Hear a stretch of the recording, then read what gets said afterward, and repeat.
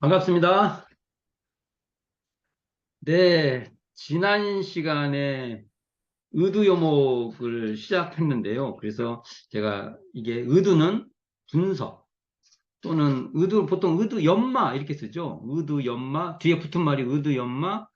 그리고 의두에 대한 정의에서 보면 의두는 분석이 있어요. 그래서 의두연마 또는 의두분석 이렇게 하는 게 맞는 것 같고요. 성리는 대종경에 보면 성리는 관조로서 해라. 그래서 성리 관조 이런 좀 타이틀을 붙여봤어요. 그렇죠? 이게 성리는 관조라는 방법론이 들어가는 거고 의두는 그 연마하는데 그게 분석의 방법으로 들어간다. 다만 이 분석이라는 게 무언가를 이렇게 하나씩 하나씩 이렇게 나누는 게 아니라 그러니까 통찰하는 지혜, 통찰지의 관점으로 분석도 이해를 해야 된다. 그러니까 우리가 보통 대소유무, 의두의 대행사님이 대소유무 이런 분석을 해 주셨는데 이 분석도 하나를 3등분해서 하는 게 아니라 하나를 바라보는 세 측면, 세 측면에서의 그러니까 대를 해도 그게 전체고 소를 해도 전체고 유무를 해도 그게 전체라는 것이죠. 이런 것을 보고 통합지, 통찰하는 지라고 얘기하는데 의두연마도 바로 그런 통찰하는 분석 공부로 이해를 해야 되지 않냐 이런 말을 이제 해봤어요. 그래서 의도와 분석은 굉장히 같이 사리연구 공부지만 방법론이 다르다. 나름대로 그 방법론이 다른 것이 필요하다는 것이죠. 그걸 잘 이해를 해봤으면 좋겠습니다. 그래서 만일 성리의 관점에서는 어떤 뭐죠? 이렇게 개념적이고 뭐 이런 것이 있다 해도 여기에 그런데 이렇게 빠져버리면 안 된다는 거죠. 성질은 왜 그러냐면 그것이 직관, 그 관조라는 게 직관한다는 거죠. 그게 직관에서 이해하는 직면, 직관, 이런 게 그런 뜻이겠죠. 그렇게 이해할 필요가 있다. 그래서 자, 이제 그런 것은 그렇다 치고요. 오늘은 이제 의디오목 1조에서 7조까지를 바라보겠는데, 이게 보면 1조에서 4조가 비슷한 계열의 그래도 한다고 하면 5조에서 7조가 또 같은 성향의 내용이다. 그래서 어, 1조에서 7조인데 1조에서 4조까지 한번 이렇게 좀 크게 이걸 굳이 이렇게 정리를 해보면 1조 4조, 5조 7조 이렇게 나눠 볼 수 있다. 그래서 먼저 1조에서 4조까지의 내용을 한번 쭉 한번 나가 봅시다. 1조가 뭐죠? 세존이 도솔천을 떠나지 아니하고 이미 왕궁가에 내리시며 모태중에서 중생제도하기를 마쳤다 하니 그것이 무슨 뜻인가? 그래서 그것이 무슨 뜻인가? 이렇게 나오잖아요. 그것이 무슨 뜻인가? 이게 바로 연마해봐라. 이런 말이 되겠죠. 근데 음, 이 말은 사실 불교 설화 얘기예요. 불교 있는 이야기를 이렇게 문장으로 이렇게 정리가 되는 건데, 이게 대종사님 변산에 계실 때, 대종경 성리품 16장에 보면, 어느 스님이 와가지고, 요걸 물어요. 그러면 대종사님이 이것을, 이건 이거고 저건 저거 이렇게 설명하는 게 아니라, 이렇게 말하죠. 그대가 이게 실상사에 거주하셨나 봐요, 그때. 실상사를 여의지 아니하고 몸이 속도함에 있으며 비록 속도함에 있으나 드디어 중생 제도를 다 마쳤나니라 이렇게 딱 말하죠. 이게 이런 게 진짜인 것 같아. 이렇게 이거 뭐 제가 말을 이렇게 많이 하면 사실 손해 보죠. 요렇게 말해야지. 요렇게 이 교당에 머물고 있는데 이렇게 지금 어, 이렇게 지금 줌으로 서로 이렇게 다 통해서 여기가 거기고 거기가 여기고 그래서 이렇게 이제 말을 해야겠죠. 이제 이걸, 근데 사실은 이 말에서 사실은 이런 의료목에 있는 모든 표현은 함정이 있어요. 함정. 이게 그 낚시를 하면 이렇게 미끼 있잖아요. 미끼. 미끼를 딱 던져갖고 딱 걸리게끔 걸려라 하고 던져주는 거 있잖아요. 예. 도서처는 이거지? 왕kun가는 이거지? 이런 거 있잖아요. 우리가 이게 딱 던져주면 벌써 우리 그 안에 타사락 생기잖아요. 지금 현재. 그러면 그게 경계죠. 그것을 심상, 마음에 떠오르는 상, 그 경계에 탁 붙어버리죠. 그렇죠? 지금 이게 논리적인 문맥이나 이야기를 하고 싶은 이런 거 아닙니까? 저런 거 아닙니까? 그 미끼가 많잖아요. 여기에 현재. 굉장히 많아요. 이게. 근데 사실은 이런 걸 던져놓고 지금 자기의 마음 작용을 보고 있는가? 아니면 말에 따라가는가? 라는 걸 던진 거예요. 이거 딱 그럼 거의 99%가 말에 따라가죠. 이 문장의 그 개념이 따라가잖아요. 근데, 자, 세존이다. 또는 도솔천을 떠나지 아니했다. 이미 왕궁가에 내렸다. 오태 중에서 중생 제도를 마쳤다. 다 어떤 마음의 심상, 마음의 어떤 그 이미지, 뭐, 이렇게 심상이죠. 심상이 툭툭툭 있죠, 현재. 아, 그러니까 다 각자 생각하는 뭐가 이렇게 떠올라요. 그렇잖아요? 그러면 거기에만 집착돼 있으면은 마음을, 마음을 이렇게 통찰하는 분석은 멀어져 버렸죠. 요 의도요목 지금 이 내용은 마음의 실상을 통찰해서 밝혀라. 이게 분석은 밝혀라는 거잖아요. 밝혀야 되는 거. 그러니까 세존이라고 하는 그 세종이라는 것이 또 이렇게 심상이 이렇게 나오는 그 마음의 당체. 세존이라고 드러나는 마음. 세존인지 이렇게 확연히 이렇게 알고 있는 그 마음. 그 마음이 어쩌냐 이거예요. 근데 요거 미끼를 딱 던지면은 우리의 마음의 당체는 어두워져 버리고 거기에 후루룩 이렇게 쫓아다닌단 말이에요. 요게 의도용목에서요. 요런 장치를 기가 막히게 그 스승님들이 너 걸려봐라 하고 던지는 거예요. 공부 좀 한다는 사람한테 던지는 거예요. 계속. 알만한 친구, 이게.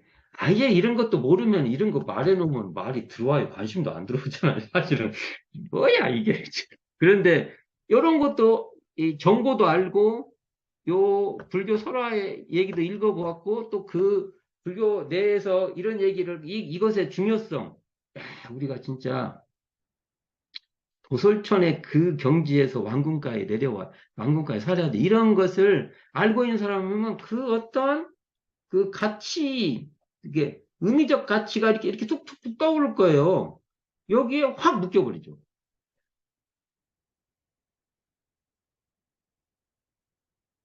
그렇죠. 그래서 도솔천을 떠나지 않겠다고 이렇게 드러나는 그 마음의 그 진면목, 이것을 항상 이렇게 말해도 그게 드러나고, 저렇게 말해도 그게 도솔천이라고도 그 마음의 진면목이 드러나고, 왕궁가락에도 마음의 진면목이 드러나고, 그래야 되는 것이죠, 이게. 그러면 그 자리는 정말로 어찌 보면 그 자리를 뭐 마음이 텅 빈 자리라고 해도 되고 고요한 자리라고도 해도 신령스러운 자리라고 해도 되고 뚜렷한 자리라고 해도 되고 하여간 아는 사람 뭐라고 말을 붙여도 상관없어요. 그게 그러한 자리에서 분명히 도솔천이라고 하는 것도 역력하죠. 도솔천이 분명하잖아요. 왕궁가라는 것도 분명 이렇다는 거죠.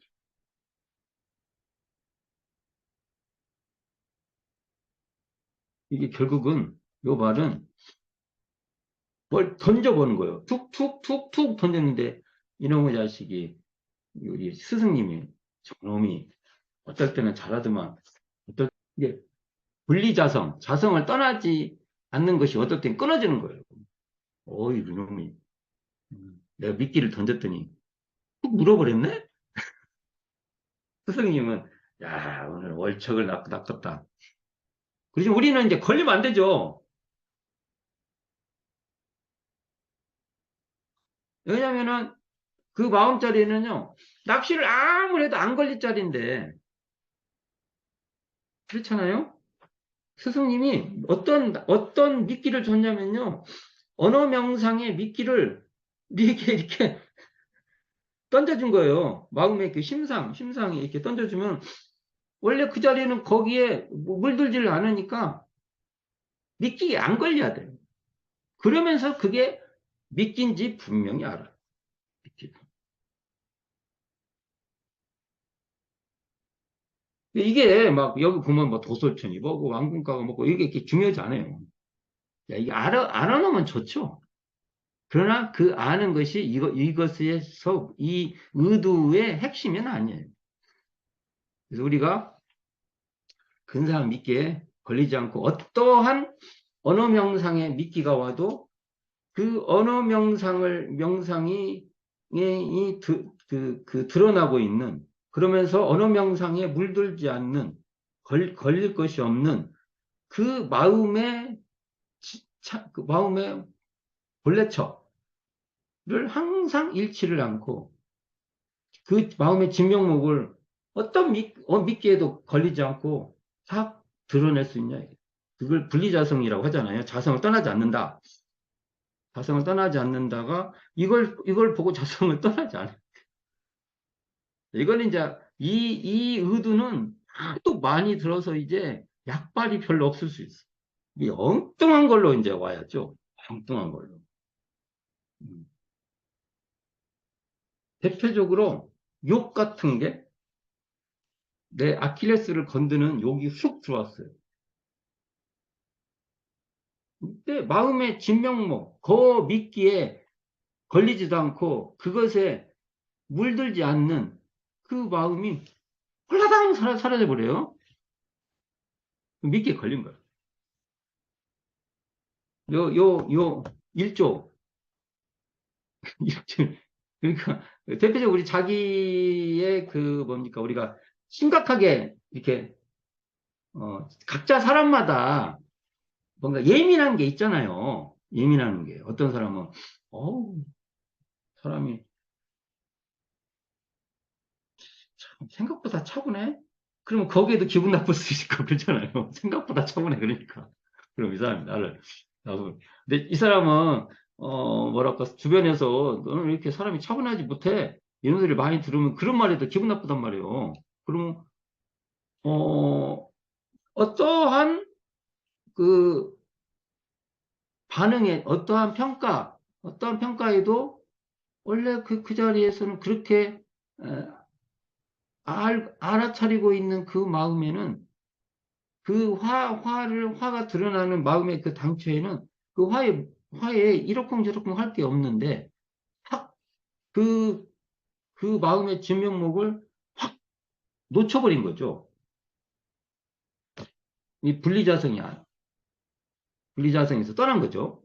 요런 것을, 요 화두를 통해서 그만 이게 진짜 의미가 있죠. 뭐 성품을 떠나지 않고 우리 현실 육군을 작용한다. 뭐 도솔천을 떠나지 않고 이미 왕궁까지 내렸다. 막 이렇게 막 분석할 수도 있고 또 뭐 모태성에 중생제를 마쳤다는 게 성품 그 자리에서는 뭐 중생을 제도했다느니 제도할 것이 없다느니 일체 뭐 이것이 없다. 그러나 이것은 이제 문자적으로 이게 의도는 처음에 이것도 허용을 해요. 그러나 그 허용 거기에만 거쳐버리면 안 된다는 거예요. 실제로 도솔천이든지 왕궁가라는 것은요. 그냥 마음의 그 뭡니까 심상이에요. 툭툭툭툭 나오는 거잖아요. 거기에 꽉 묶여갖고 그것을 드러내고 있는 그 우리가 그것을 바탕이라고도 하고 할 수 있고, 그걸 근원이라고도 할 수도 있고, 뭘 하든지 그 자리는 어두워져 버리면 안 된다. 그리고 그렇게 뚜렷하고 고요하고 텅 빈 그 자리에서 왕궁가도 드러나고 도솔천도 드러낼 수 있어야 된다. 이게 요 내용은 이론상 진리장으로 보면 언어 명상이 동공한 자리인데 그 동공하기 때문에 언어 명상이 완연한 자리다. 이런 것도 다 연결이 돼 있는 말입니다. 한번 이렇게 시도해 보시기를 부탁하겠습니다. 그래서 너무 이 문자적 논리 구조에만 갇히면 안 되고 어떤 논리가 됐든 어떤 말이 됐든 그것에 항상 바탕하고 있는 그 마음의 진면목을 내가 잡고 있냐 놓치고 있냐 이런 것을 여기서 살펴봐야 될 내용이라고 봅니다. 이의적 봅시다. 세존이 탄생하사 천상천하의 유아독종이라 하셨다 하니 무슨 뜻인가? 사실 이것은 불교 정전에는 없었고요. 원불교 교정 편성치 새롭게 추가된 항목입니다. 부목입니다. 이것을 굳이 넣으셨어요. 근데 이제 이것도 불교 설화 내용 중 하나지 않습니까? 근데 여기서 뭐 7발 부처님께서 7발을 걷고 한 손은 하늘을 찌르고 한 손은 땅을 찍었다. 그래서 이것을 한때 유행했던 것이 세계 인류 역사상의 최초의 디스코는 부처님이 추었다. 이게 이제 한때 유행했던 개그예요, 개그. 이게 그잖아요. 한 손은 옛날에 우리 그 디스코 출 때 하늘 찍고 땅 찍고 막 그랬잖아요. 그러니까 부처님이 7발을 걷고 하늘 한번 찍고 땅 한번 찍고 그러니까 이게 이제 인류, 인류 최초의 디스코를 추셨다. 이제 이랬는데 7발이라는 게 상징적으로 육도에서 7발째니까 육도를 초월했다. 뭐 이런 얘기도 하고 근데 이런 건 중요하지 않아요. 이런 것은 유아독존 여기서 이제 유아독존 요게 이제 핵심이에요. 앞에 그것은 유아 어, 오직 내가 홀로인 존재다. 그래서 이제 홀로라는 말은 하나를 말하는 게 아니잖아요. 상대가 끊어진 상대가 끊어진 그런 자리다. 그래서 지금 앞에 천상천하의 유아독존이라고 했으니까 그러면 이렇게 비교할 것도 없고 그죠? 상대가 끊어진 그런 자리가 뭐냐? 이것도 이제 음, 이걸 이제 논리적 구조로 아무리 논의를 해도 소용이 없다는 거죠. 이건 뭐야? 뭐 어쩌고 저쩌고 뭐 그게 아니라 분명히 내가 마음에서 좋아한 것이 있으면 싫어한 것도 있고 그러잖아요. 좋아한 것도 싫어한 것도 있는데 그런 것에 매이지 않는 그 자리가 진짜 있냐? 이런 것도 이제 살펴봐야겠죠. 어, 독존이라는 것은 그 상대가 없는 거니까 이렇게 되면 우리가 보통 뭐 자만 이런 말을 쓰는데 우리의 마음은 자학할 것도 없고 자만할 것도 없는 그러한 자리다. 이제 이런 말을 할 수가 있죠. 상동로, 저도 요즘 이제, 첫, 그 열반하신 분이 계셔갖고, 우리 항상 성주 3편 있겠습니다. 해서, 만세멸도 상동로, 뭐, 이렇게 항상 하지 않습니까? 만세는 뭐, 시간 있으면 다 하잖아요. 시간 개념, 만세, 멸도, 멸하고, 만세 멸해버렸고 건너버렸다는 거잖아요. 멸도. 그래서 항상 홀로 드러난다. 항상 홀로 드러나는 게 뭐냐 이거죠. 항상 홀로 드러나는 거. 드러난다. 이게 우리에게 여기서 의도를 했을 때 항상, 살펴봐야 될 내용이라는 것이죠. 그러니까, 홀로 들어가는 것이, 음, 어떻게 될까요? 홀로 들어간다. 대종사님께서 그 대각하시고 나서 심독히 자부 그 이야기가 있어요. 심독히 자부, 독, 그, 홀로 기쁘다. 근데 이게 번역이 말이 안 되죠. 홀로 기쁘다. 그러면 이게 혼자 몰래, 대종사님 혼자, 나 혼자 이렇게 기쁘다. 그것도 뭐 어느 정도는 말이 되죠. 여기야 뭐, 그렇죠. 이 주변에 뭐 못 알아보고 당신이 아니까. 그러나 이 말은 그 말도 되지만, 그 기쁨이 비교하는 기쁨. 이것과 이것의 비교에 의해서 기쁜 것. 그건 아니라는 거죠.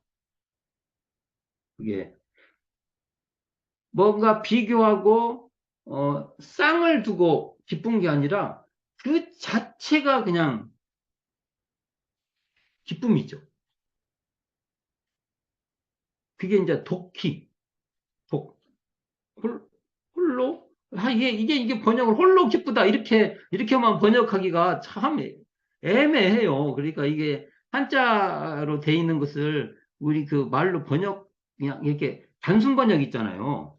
진짜 문제가 심각하죠. 이걸 홀로 기쁘다. 이렇게 번역해 놓으면은 이걸 설명을 이제 또 많이 해야겠죠. 홀로 기쁘다. 이것이. 그러니까 말 그대로 남이 몰라주고 스스로 일단 대종사님만 그 혼자 이렇게 그 경지를 느끼고 있다 이런 의미도 되지만 사실은 이 홀로 기쁘다 독기라는 말에는 무언가 비교해서 이것과 비교해서 기쁜 게 아니라 그 자체로 기쁜 거죠.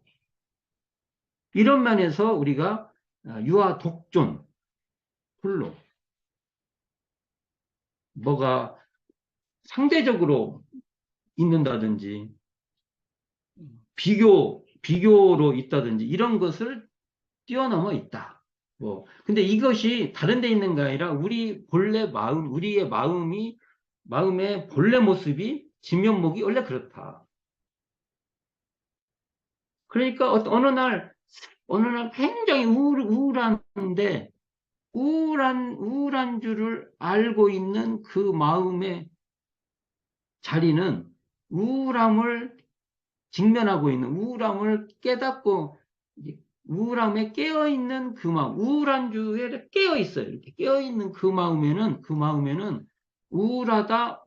우울하지 않다라는 그 상대심이 끊어져 버린 거기에 물들지 않는 그런 상대심이 끊어진 상태의 독존이다.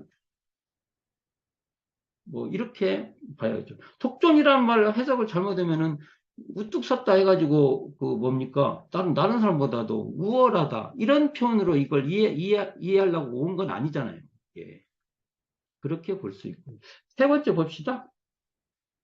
세존이 영산회상에서 꽃을 들어 대중에게 보이시니 대중이 다 무견하되 오직 가섭존자만이 얼굴에 미소를 띠거늘 세존이 이르시되 내게 있는 정법 한 장을 마하가섭에게 붙여놓으라 하셨다니 그것이 무슨 뜻인가? 이건 뭐 유명한 염화 시중, 염화 꽃을 드니까 대중에게 꽃을 드렸다.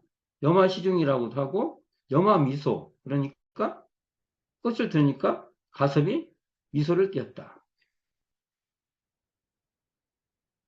이런 말인데 근데 이것도요 앞에하고 비슷해요.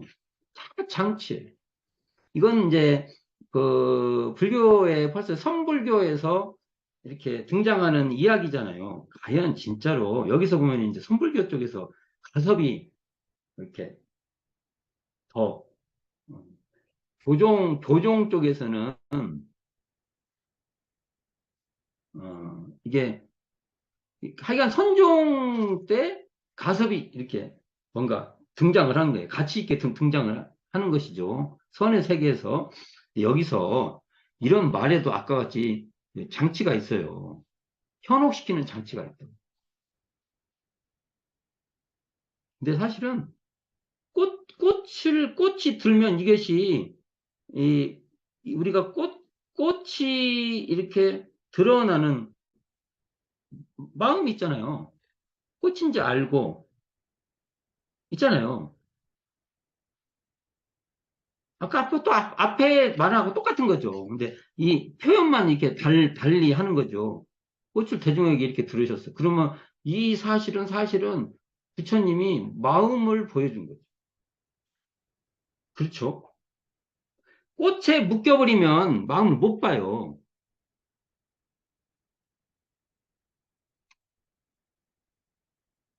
자, 이게 이 응용이 얼마나 그 불교사에서 다양하게 나오냐면, 자, 부처님은 꽃 들었어요? 부처님은 꽃 들었다고 나 이게 사실인지 아닌지 몰라요. 이게 선불교에서 만들어진 이야기야. 이것도 거의 소설일 가능성이 높아요. 항상 인류사의 어, 유명한 이야기는 거의 소설이에요. 육조단경의 내용도 소설이 진짜 많아요. 학문적 세계에서 충분히 말할 수 있습니다. 아니, 사복음서도 거기에 있는 예수님의 파편적 말씀은 사실일지 모르지만 이야기의 전개는요, 소설이 굉장히 많아요. 드라마 있잖아요, 드라마. 드라마적 기법이 거기 있다고요.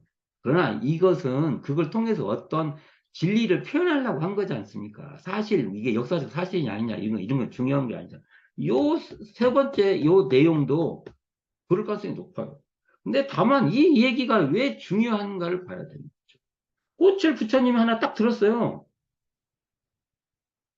그럼 이건 마음을 딱, 이게 마음이야 하고 보여준 거예요.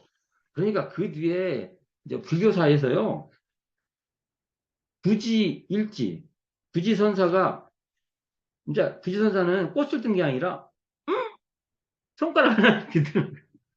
똑같아요. 이게. 똑같잖아요. 부처님이 꽃 하나 든 거나, 이거 하나. 그 다음에 조주선사가 뭐라고 하니까, 저 정전 백수자, 뜰 앞에 잣나무라지만 그게 뭐 무슨 나무인지 잘, 이게 번역이 잘 안 돼요. 실제로 현장에서는 뭐 무슨 나무라고 하더라고요. 이제, 자, 그렇다 합시다. 어떻든, 하여간, 예, 뜰 앞에 전나무라고 합시다. 백수자 해서. 전나무가 뭐예요? 아유, 부처님이 꽃을 든 거나, 저, 전나무 봐라. 하는 거랑 똑같은 거잖아요. 이거 똑같은 말이에요. 그래서 그 다음에, 나중에는 이제, 팔 하잖아요. 소리를 확 지르잖아요. 그것도 꽃이에요. 꽃을 드러나? 자, 그것은 눈으로 보이는 것 지금까지 한 거잖아요. 지금까지. 그러니까, 이 사람들이 다 심심하게 눈만 하냐. 나는 귀도 할 거야. 이렇게 해준 거야. 그러면 꽃으로 보나? 이게 소리에서 하고 들으나? 똑같은 거잖아요, 이게. 그 다음에, 에이, 어떻게 소리만 하냐? 피부에 느낌도 있어야지. 하고, 몽당구를 때려줬어요. 야, 이놈아, 야, 이놈아. 막 그렇게 때렸겠어요. 이렇게 어느 정도 경책 수준일 때. 야, 이놈아. 그러면, 꽃이 나. 꽃이 몸에서 확 피는 거죠, 이게. 맞죠? 꽃이 피는 거예요, 꽃이 쫙 몸에서 피어요. 그렇게 꽃이 드러나고, 맞죠? 자, 꽃이 드러나고, 손가락 하나가 딱, 이게, 뭐죠? 태상과 같이 드러나 있죠, 이게. 와! 하니까 여기서 소리가 피어나죠. 샤. 소리가 들리는 게 아니라 사실은 꽃이 피어나는 거나 똑같은 거잖아요. 이게 소리가 피어나는 거예요, 피어나. 그 다음에 한 대 딱 때려주니까 몸에서 막, 그 전율이 샥 해서 그 전율이 들리죠. 그렇죠. 그 전율이 들리는 거나. 그렇게 말할 수 있는 거잖아요. 꽃이 피어난다는 게 아니라 꽃이 들려. 이렇게 말해도 되는 거잖아요. 이게. 그렇잖아요, 이게. 그렇게 드러나는 그 참모, 그 자리가 뭐냐, 이거예요. 이제 물어보는 거잖아, 이게요. 맞잖아, 이게. 그러니까 이게 막 이걸 아는 사람은 막 온갖 변주를 다 해요. 나중에 선사들이. 그러니까 그 대종사님은 요거 하나 알면 나머지 그 내용 알면 그거 다 안 봐도 돼. 아, 실제로 그렇잖아요. 안 봐도. 그러니까 여마 시중 부처님이 대중한테 이렇게 들은 거나 그것이 꽃을 들어나 뭐 손가락 피나 뭐 일체 뭐 이것도 되죠. 어, 그 선사님 생각이 안 나네. 음, 이렇게 하다가 돌을 이렇게 밭 이렇게 있는 걸 이렇게 정리하다가 돌을 촥 기와적으로 이게 아니 이게 밭 정리하다 보면 거의 돌 있으면 빼내야 하잖아요. 우리도 보면 돌 있으면 이렇게 던지잖아요. 옆에다가 햇빛 그게 대나무 그 단지에 이렇게 좀 많이 던졌나 보죠. 우리 던지다 보면 힘 조정이 안 돼가지고 휘 던지면 그게 대나무 갖고 튕기잖아요. 이렇게 소리가 들리죠. 소리가 들리죠. 아까 하는 거나 하는 거나 똑같잖아요. 아 이렇게 그 타이밍에 이게 적중한 거죠. 이게 마음에 우리가 항상 떠날 수 없는 우리 마음의 진짜 모습이구나. 똑같은 거예요, 이게.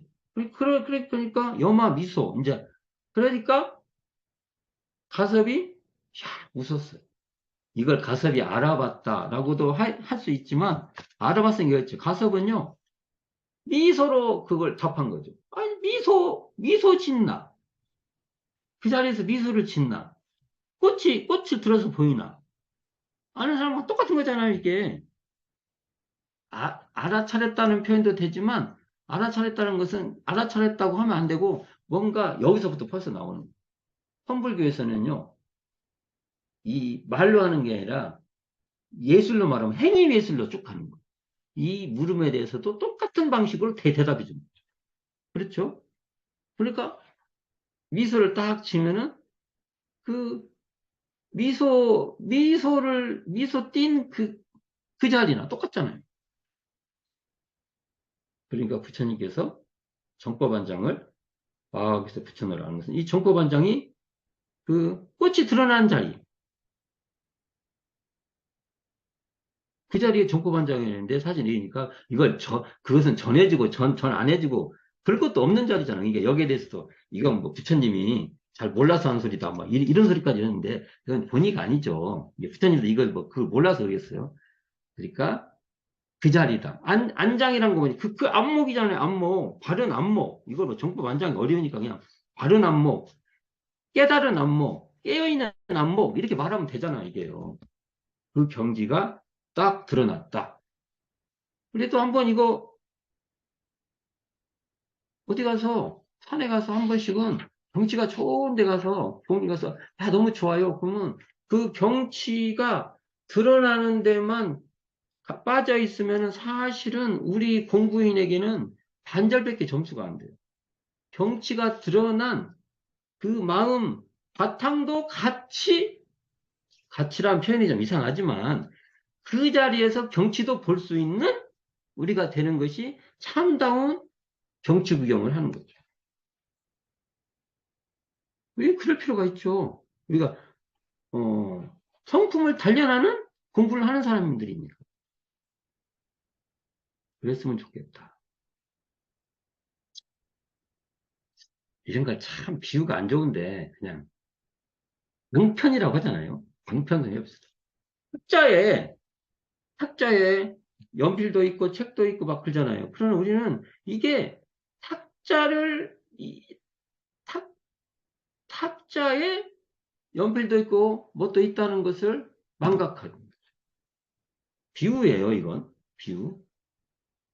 그러니까 우리가 이 심상, 마음에 떠오르는 이 언어 명상에만 집착하면 그렇게 언어 명상을 알아차리고 있고 깨어 있고 그렇게 드러내는 마음의 진 모습은 항상 놓쳐버립니다. 그러니까 그 마음의 진모습을 놓치지 않으면서 풍광도 구경할 줄도 알고 그 풍광을 구경하는 속에서도 마음도 훤히 드러낼 수 있는 것을 우리는 연습한다고 해야 되나? 연습? 뭐라고 해야 돼요, 이걸? 이게 하여간 우리가 놓치지 않고 항상 해야 된다는. 그래서 이게 분리자성 공부를 계속 해 가야 돼. 이런 얘기를 해봅니다. 4. 너무 길게 말하네요. 자, 4. 세존이 열반에 드실 때 내가 녹야원으로부터 발자 이르기까지 이 중간에 일찍이 한 법도 설한 바 없노라 하셨다 하니 그것이 무슨 뜻인가? 이것도 낚시예요. 함정이 같은 뒤에. 사실은 이 의도용목에서 핵심은 열반. 열반도 사실은 아니죠. 열반에 딱 하면 여기서 끝나버려야 돼요. 열반이 뭔지 딱 아니까. 뒤는요, 이제 뒤에 열반이 뭔지에 다 이렇게 우리가 직면해가지고 그걸 느끼지 못하고 뒤를 따라가면 이제 이게 함정이 걸립니다.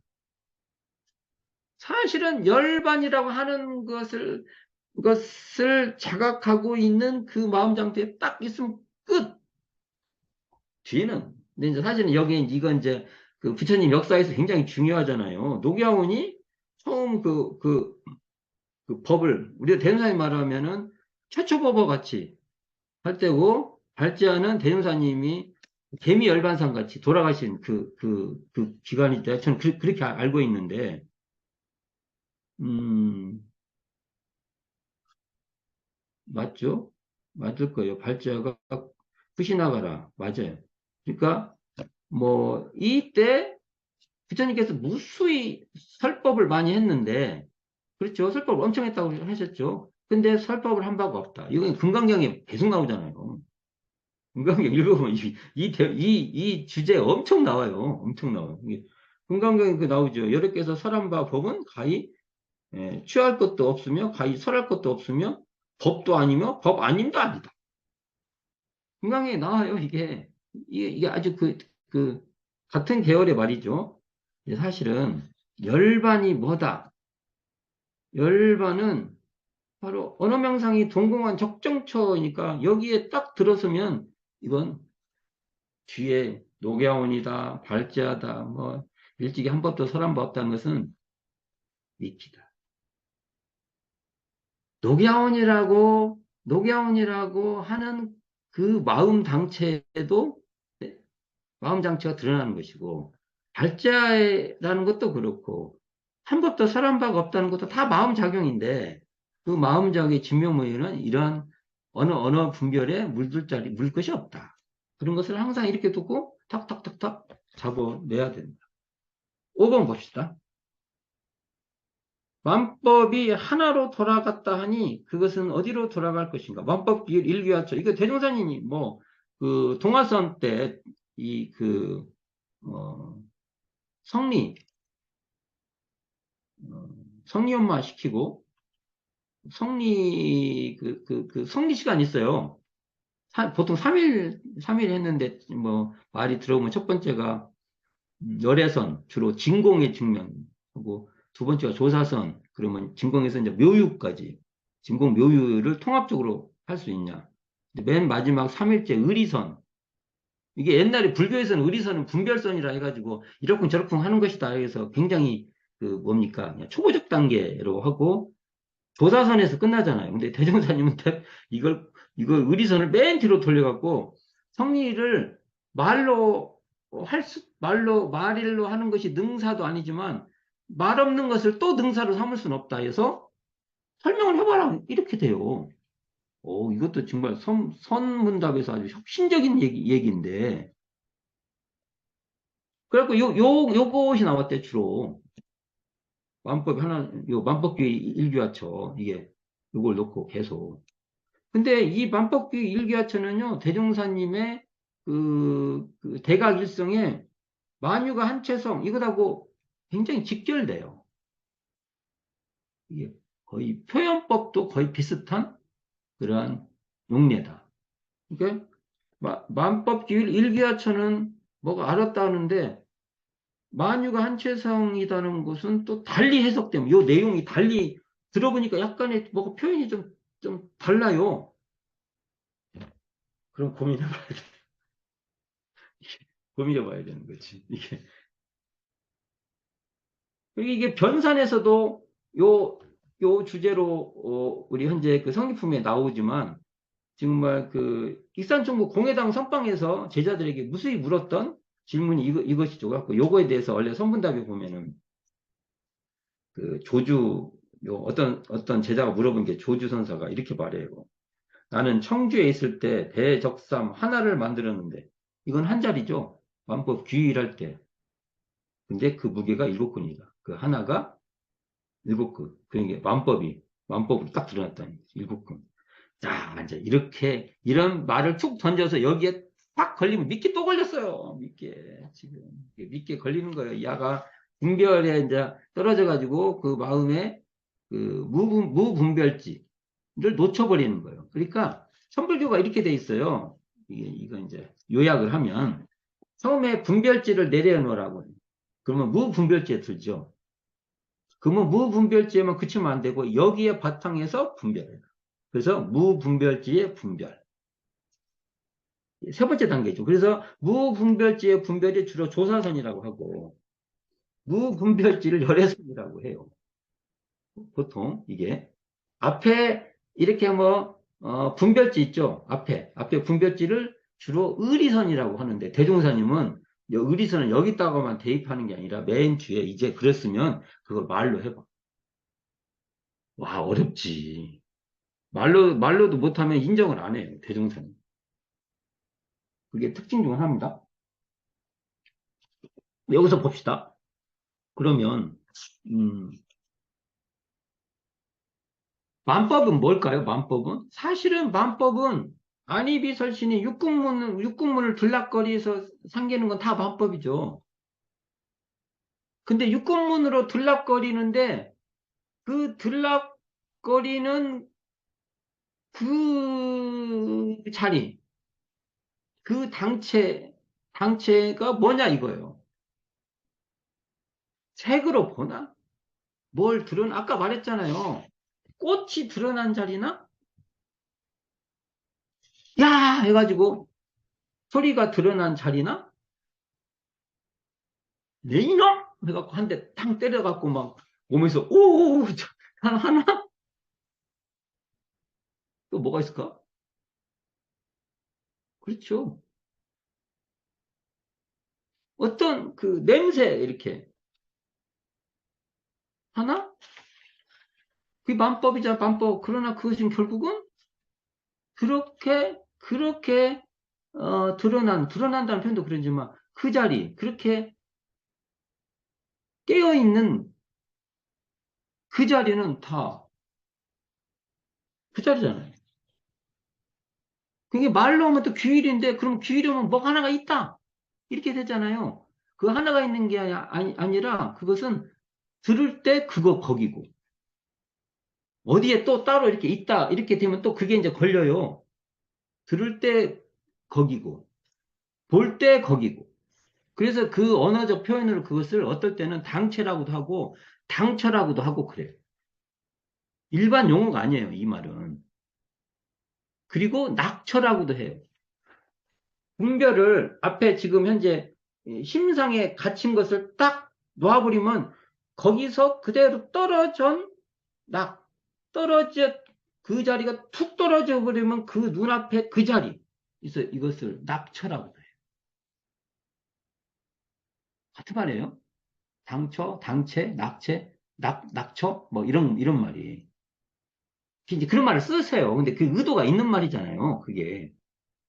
그러니까 어쨌든 육군문으로 온갖 만법들이 작용하는데 그렇게 육군문으로 들락거리는 그런 만법의 그 자리, 그 당체, 그 당처, 육군문에 끌려다니는 그 심상에만 끌려가지 않고 그걸 탁 내려놓는 그 낙처, 그걸 하나라고 했는데 그 하나는 또 뭐냐 이거예요.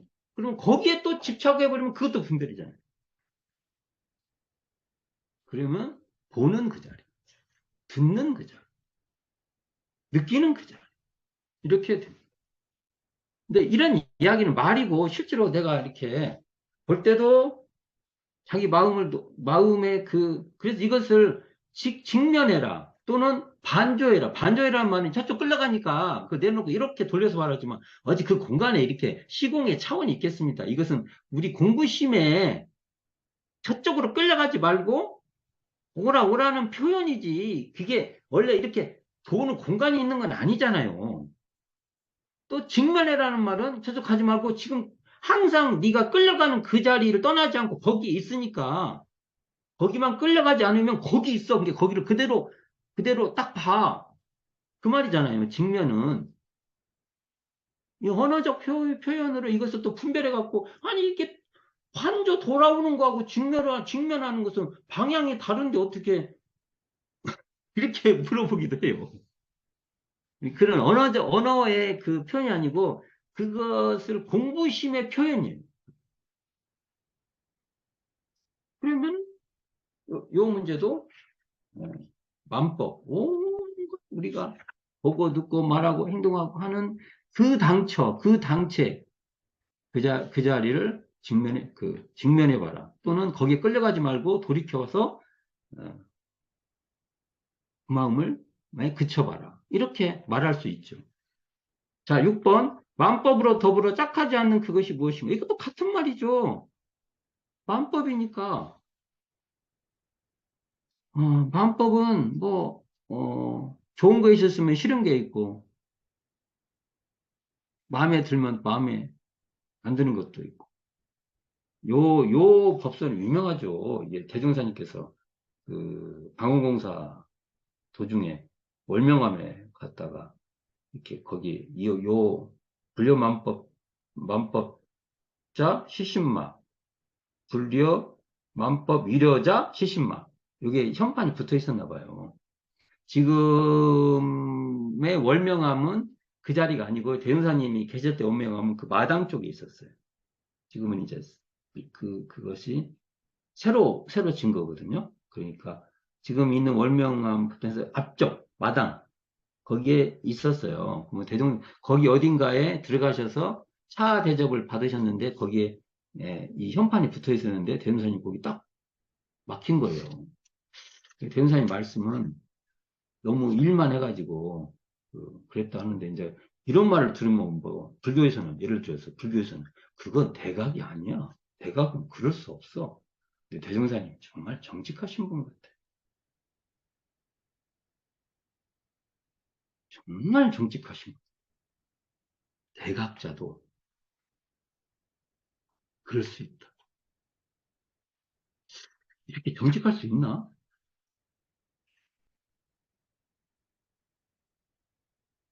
아니 진짜 그게 맞아요. 내 생각 맞아요. 다만 그 나오잖아요. 그 서품에 보면 부처님의 능력이라 해가지고 사실은 대종사님의 능력이죠. 마음이 어두우면 다시 밝히고 중생은 그렇게 안 되는데 부처님은 그 대목이 나와요. 그래서 나는 이게 진짜 우리에게 사실적인 얘기 같아. 우리는 이런 모습을 정말 잘 알아야 되거든요. 근데 하여간 대종사님이 그걸 다 차 한 잔 이렇게 마시고 이제 이렇게 그랬다고 하잖아요. 이게 대각자도 어두워질 수 있으나 대각자는 항상 어두워지면 밝힐지도 않아. 그런다는 거죠. 맞는 것 같습니다. 그러니까 이게 이 만법과 더불어 짝하지 않는 것은 상대심이 끊어진 자리예요. 앞에서 계속 얘기를 해서 이건 넘어가겠습니다. 7번도 비슷하죠. 아까 처음에 제가 1조에서 4조까지가 같은 계열이었죠. 4조. 아까 그렇지만 이 만법기일 5조부터 요 7조까지가 같은 계열이라고 했죠. 상당히 비슷한 계열이에요, 이게. 하나를 설명하면 다른 설명도 비슷한 설명으로 되는데 마지막 7 봅시다. 만법을 통하여 한 마음 밝히라 하였으니 그것은 무슨 뜻입니까? 자, 아까 똑같은 말 계속 해볼게요. 그냥 똑같은 꽃을 든 자리나 소리, 막 해서 드러난 자리나, 왜 이게, 내 이놈! 해서 한 대 이렇게 툭 쳐서 이렇게 느끼는 자리나, 그게 한 자리라는 거죠. 그 한 자리가 따로 있는 게 아니라, 볼 때 드러나고, 들을 때 드러나고, 느낄 때 드러나고, 그런다는 거죠. 이게 똑같은 말이죠, 이게. 근데 이게 만법을 통하여 한마음 밝히라. 이게 통만법 명일심. 이게 지금 수양연구 요런 번두 앞에 이 표어로 나와 있어요. 어찌 보면 원불교 이게 그 교서로서는 최초의 표어죠. 통만법 명일심. 근데 이것도 불교 정전에는 없었고 원불교 교서 편찬에 추가된 겁니다. 추가된 내용이에요. 아까 그 추가가 뭐뭐 됐어요? 2조 추가됐고 5조, 7조 추가됐고. 이게 추가된 거예요. 원불교 교전에서. 근데 요 7조는 원래 우리 교서의 대흥사님이 사용했던 거죠. 그래서 집어든 것 같고요. 2조는 왜 넣었을까? 제가 잘 모르겠어요. 요건, 사실 어떤 개연성을 내가 잘 아직 못 찾고 있는데 7조는 넣을만하죠. 원래 교서에 있었던 내용이니까. 요것은 대종사님의 대각일성에 만법이 한 근원이로다. 이거 다 같은 말이에요. 그렇잖아요. 만법이 한 근원이라나 만법을 통하여서 한마음 밝히라는 말이나 같은 말이다. 그래서 보는 그 당초나 듣는 그 당초나 냄새 맡는 그 당초나 우리가 이렇게 감각으로 느끼는 그 당초나 그것은 그 한마음입니다. 그 한마음은 어떻게 우리가 알 수 있냐? 볼 때 알 수 있고 느낄 때 알 수 있고 들을 때 알 수 있는 겁니다. 뭐 이렇게 되고 통마법 명의심은 정산중사님은 이렇게도 말씀하세요. 어, 통만법 하여 명일심 하기도 하고 명일심한 그 경지로 통만법 하기도 한다. 그렇죠. 아까 이게 이제 단순히 육군작용으로만 말을 했지만 우리가 이제 뭐 하고도 하고 뭐 일체의 통만법 명의심 정신을 살려야 된다. 이런 말이 있습니다. 제가 뭐 이걸 너무 많은 설명을 하기보다도 하나 아까 그 몇 조죠? 3조에서 제가 꽃을 들었다. 요걸로 5조도 설명하고 6조도 설명하고 7조도 설명할 줄 알고 이렇게 돼야지 5조, 6조, 7조, 3조, 뭐 2조, 1조 이것이 각자 그 표현법에 뉘앙스가 조금씩 이렇게 다른 건 상관이 없는데 내용이 달라져 버리면 안 된다. 그것이 굉장히 중요한 포인트인 것 같습니다. 자, 오늘은 뭐 이걸 뭐 잘 설명할 것이 아니라 우리가 계속 연마해 보자 이런 의미지 않습니까? 그렇게 연마해 주시기를 부탁하면서 오늘 수고하셨습니다. 감사합니다.